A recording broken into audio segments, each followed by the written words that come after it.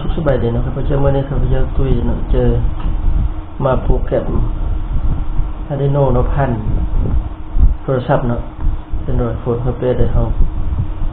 เมื่อนั้นก็โปรแกรมชิปที่อยู่ในออนบอร์ดนะโปรแกรมเนาะบัดนี้เฮาจะเขียนโค้ดใหม่เนาะอาจารย์พิมพ์โค้ดโปรแกรมมาเนาะพิมพ์เข้าไปใช่Adrenoนี่เป็นเฮาพี่ถ้าสังเกต ID มันเนาะอาจารย์ถ้าสิเปลี่ยนตัวเลขมันให้มันก็ฟิกซ่าไว้โปรแกรมที่อัปโหลดลงไปอยู่ในซิปนี่เนาะซิปตัวนี้นะหลังจากนั้นเราก็จะให้มันออนพอร์ตเป็นพินของซิปที่จะเอาขึ้นมาเป็นโปรเจกต์บอร์ดเนาะอาจารย์เพราะนั้นเราก็สามารถเอาซิปนี้ไปใช้ได้เลยนะเราโปรแกรมให้ไฟมันออนออฟหรือว่าอื่นๆเนาะเป็นไวเลสไปอย่างก็จะใช้รีโมทใช้อย่างก็เลยเต็มเพราะว่าใช้ซิปตัวนี้ทำงานกันเนาะทำบิดเน้นเขาจะมาช่วงนี้ ID มันจะกระพริบประมาณนี้เนาะ ID นี่คือเอาพุทออกจากพิน13เนาะค่า13กล่าวไปลบจะตั้งไว้ประมาณ700มิลลิเซคันด์เนาะ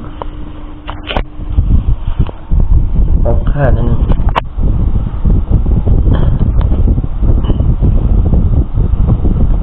ข้อนี้เขาก็จะเขียนออกแล้วเนาะบ่เห็นเลย voice setup hit mode hit output voice loop digital write 13ยังหมอนะค่า13ให้ช่างเปิด delay 700มิลลิเซคันด์ก็คือมันจะเป็นวินาที1,000มิลลิเซคันด์จะเป็น1วินาที digital write 13ให้low ก็จะเป็น on off เนาะ delay 700มิลลิเซคันด์โปรแกรมนี้ไม่จะเช่นกันอันนี้คือเขียนบางหนึ่งเนี่ยเนาะมันจะเปลี่ยนค่าใช่ไหม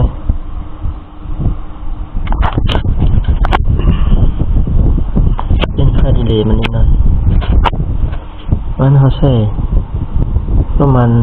100มิลลิเซคันด์เนาะออฟก็เป็น100มิลลิเซคันด์ก่อนให้มันก็คลิปเอาไว้ก่อนนิดนึงนะก็จะอัปโหลดนี่มันคอมไพล์กันนะอัปโหลดสังเกตได้ ID นะมันก็จะคลิปไว้ขึ้น100มิลลิเซคันด์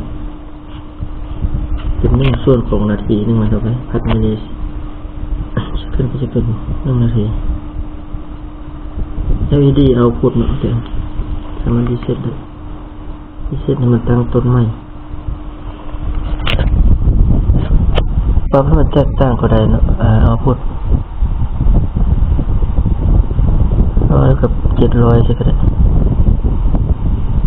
100 and 1,000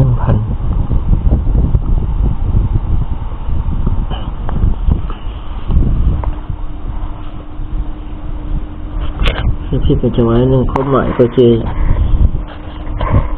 พิน13ต่อจาก LED ไปฉะนั้นจะเป็นพิน13มือหัวมันจะเป็น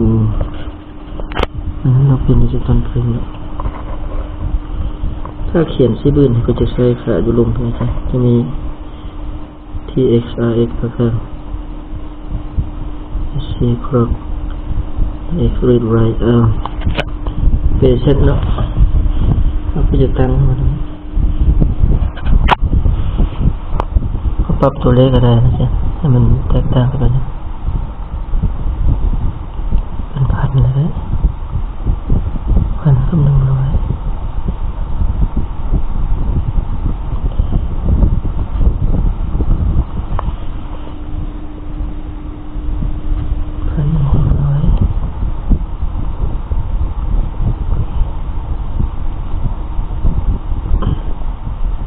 เป็น10มิลลิก็จะ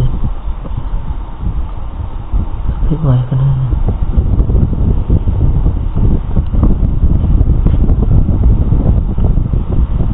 พิไว้บนลักษณะข้างมันก็ได้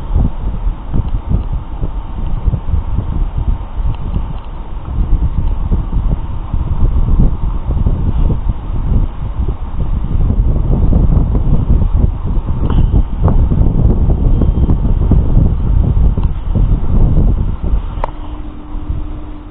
ลิปไว้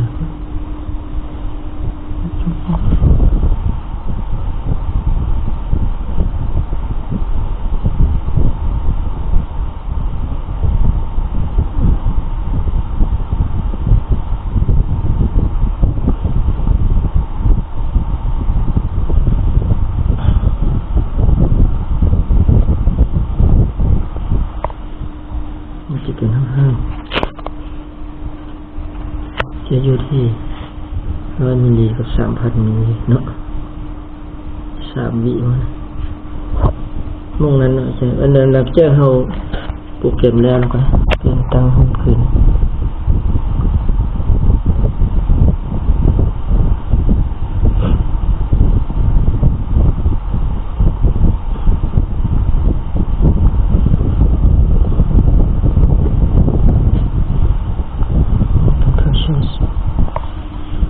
เป็นชีเนาะหลังจากนั้นเขาโปรแกรมมันเป็นชีที่มันงูมันทำงานเนาะแต่จะไปใช้ก็เป็นพื้นฐานเขาก็เห็นให้ LED ไฟกระพริบใช่ไหมหรือว่านี่เองเป็นวันนี้นาทีแล้วก็จะออนออฟได้แล้วก็จะตั้งเวลา LED สักก่อนเนาะเบียดมันก็แล้วก็จะไปตั้งเดือนมาเถอะผู้รู้ยึดมันยังเขียนให้มันอ่าน MP3 หรืออันนี้เด่นกันเนาะกันเป็นโปรเจกต์อื่นไปเนาะเป็นไวเลสกันนะวันนี้เราจะปลดออกจากอันนี้แล้วก็จะไป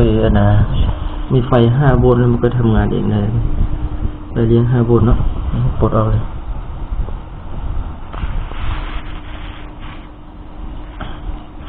OTG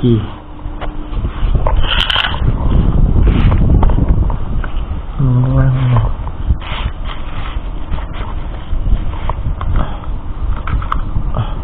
ไฟ power bank 5 โวลต์ใส่กรอบอันนี้เนี่ย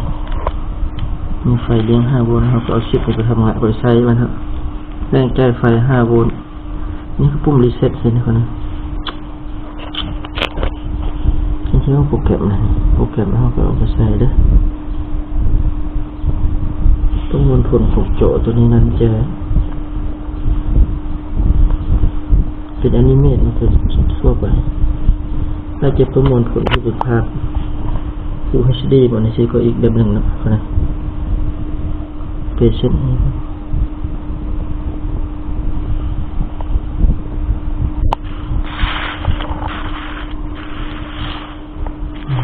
มาดูนู่น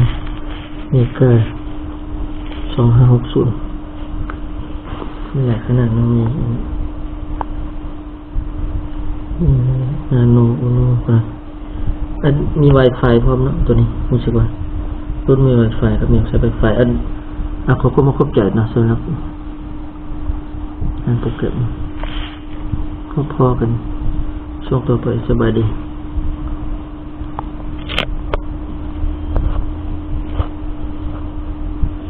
เรื่องการชอบการทำไฟล์หรือคืออย่าง IC ดิจิตอล